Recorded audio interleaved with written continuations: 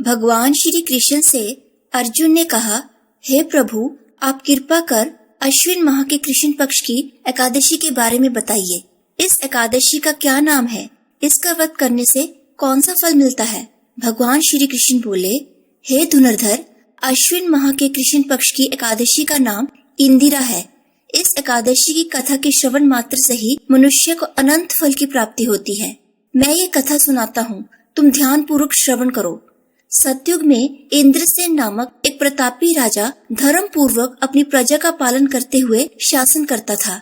वे पुत्र पौत्र धन धान्य आदि से पूर्ण था। वह भगवान विष्णु का परम भक्त था। उसके शत्रु सदैव उससे भयभीत रहते थे। एक दिन जब राजा सुख पूर्वक अपनी सभा में बैठा था तो आकाश मार्ग से महर्षि नारद उसकी सभा में आए। नारद जी को देखकर राजा ने प्रणाम करके उन्हें आदर सहित आसन दिया। महर्षि नारद ने कहा, हे राजन, आपके राज्य में सब कुशल तो हैं? मैं आपकी धर्मपरायणता देखकर अत्यंत प्रसन्न हूँ। राजा ने कहा, हे देव ऋषि, आपकी कृपा से मेरे राज्य में सब कुशल पूर्वक हैं। आपकी ही कृपा से मेरे सभी यज्ञ कर्म आदि सफल हो गए हैं। हे महर्षि, आप कृपा करके अपने आगमन का कारण बताइए, मैं आपकी क्या सेवा करूं? महर्षि नारद ने कहा, हे राजन, आप आश्चर्य देने वाले मेरे वचनों को सुनो। एक बार मैं ब्रह्मलोक से यमलोक गया था। तब मैंने यमराज की सभा में तुम्हारे पिता को बैठे देखा। तुम्हारे पिता महान ज्ञानी, दानी तथा धर्मात्मा थे, मगर एकादशी के व्रत के बिगड़ जाने के कारण वे यमलोक को गए हैं। तुम्हारे पिता ने तुम्हारे लिए एक संदेश भेजा है। राजा ने उत्सुकता से पूछा, क्या संदेश है महर्षि? कृपा कर यथाशीघ्र कहें।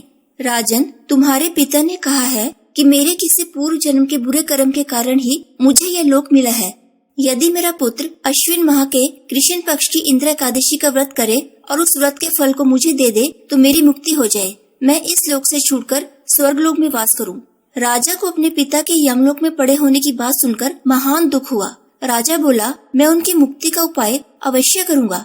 हे महर्षि, आप इस व्रत की विधि मुझसे कहिए। नारद जी ने कहा, हे राजन, अश्विन माह के कृष्ण पक्ष की दशमी के दिन प्रातःकाल स्नान करना चाहिए। इसके उपरांत दोपहर को भी स्नान करना चाहिए। फिर श्रद्धा पूर्वक पितरों का श्राद्ध करें, एक बार भोजन करें और रात्रि को पृथ्वी पर शयन करें। इसके दूसरे दिन अर्थात एकादशी के दिन नित्य कर्मों से निवृत्त होकर स्नान आदि के उपरांत भक्ति पूर्वक व्रत को धारण करें और इस प्रकार संकल्प करें, मैं आज निराहार रहूंगा और सभी भोगों का त्याग कर दूंगा। इसके उपरांत अगले दिन भोजन करूंगा। हे ईश्वर, आप मेरी रक्षा करने वाले हैं, आप मेरे उपवास को संपूर्ण कराइए। इस प्रकार नियम पूर्वक शालिग्राम की मूर्ति के आगे विधि पूर्वक श्राद्ध करके योग्य ब्राह्मणों को फलाहार का भोजन कराएं और दक्षिणा दें। भोजन का कुछ हिस्सा गाय को अवश्य दे और भगवान विष्णु का धूप नैवेद्य आदि से पूजन करें तथा रात्रि को जागरण करें।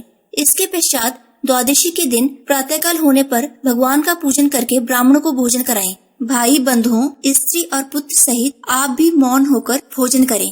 नारद जी कहने लगे कि हे राजन, इस विधि से यदि तुम आलस्य रहित होकर इस एकादशी का व्रत करोगे तो तुम्हारे पिता अवश्य ही स्वर्गलोक को जाएंगे। इतना कहकर नारद जी अंतर्ध्यान हो गए। राजा ने इंदिरा एकादशी के आने पर उसका विधि पूर्वक व्रत किया। बंधु बांधवों सहित इस व्रत के करने से आकाश से पुष्पों की वर्षा हुई और राजा के पिता यमलोक से स्वर्ग को चले गए। इस एकादशी के प्रभाव से राजा इंद्रसेन भी इस लोक में सुख भोग कर अंत में स्वर्गलोक को गए। भगवान श्री कृष्ण ने कहा, हे सखा, यह मैंने तुम्हारे सामने इंदिरा एकादशी के महात्म्य का वर्णन किया है। इस कथा के पढ़ने व सुनने मात्र से ही सभी पापों का शमन हो जाता है और अंत में मनुष्य स्वर्गलोक का अधिकारी बनता है।